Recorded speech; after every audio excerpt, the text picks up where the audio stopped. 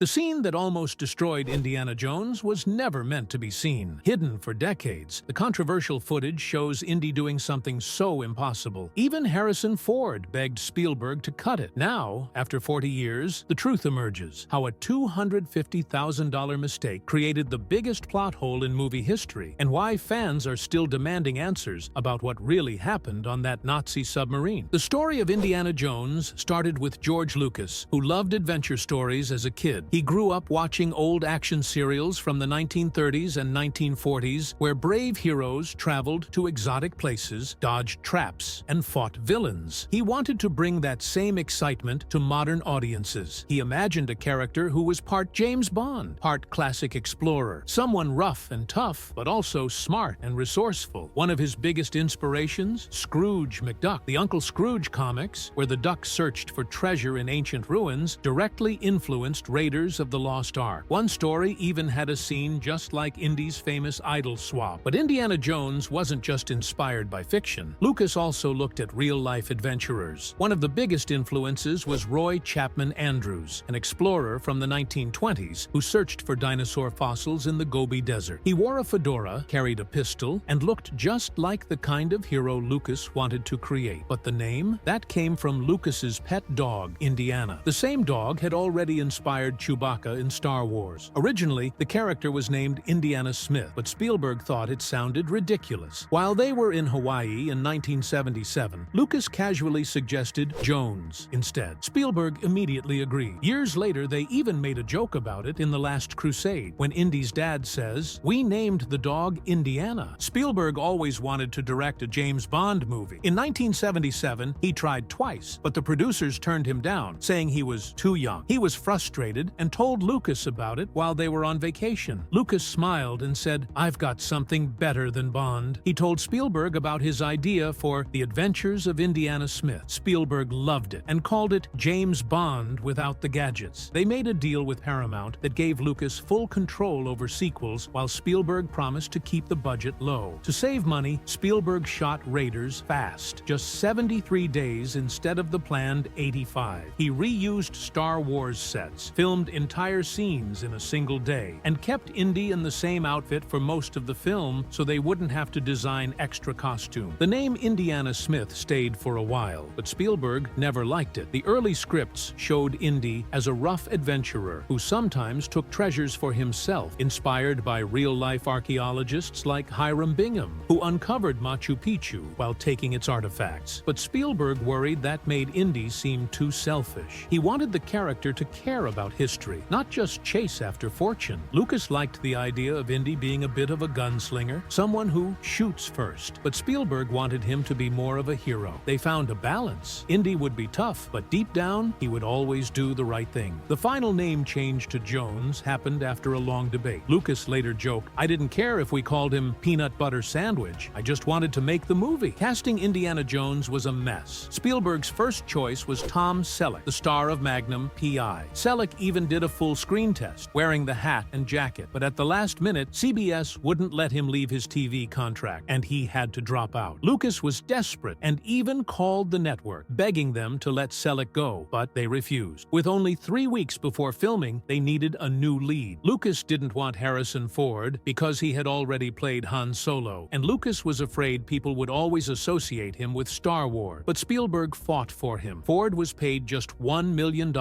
less than half of what Selleck would have made. He also saved production money in one of the most famous scenes in movie history. During the Cairo sword fight, Indy was supposed to have a long battle with the swordsman, but Ford was sick with food poisoning and didn't have the energy. Instead, he just pulled out his gun and shot the guy. Spielberg loved it and kept it in the final film, saving $150,000 in production costs. The budget was another big problem. Paramount didn't want to spend $20 million on an adventure film with no guarantee of success. Michael Eisner, the studio head, called it a B-movie with A-movie costs. To make the deal happen, Lucas agreed to take a cut of the profits instead of getting paid up front. Spielberg, who had just come off the expensive flop 1941, promised to be extra careful with the budget. He storyboarded every scene to make sure they didn't waste time or money. Despite all these challenges, Raiders of the Lost Ark became the biggest hit of 1981, making $389 million million worldwide. Lucas and Spielberg each made over $50 million,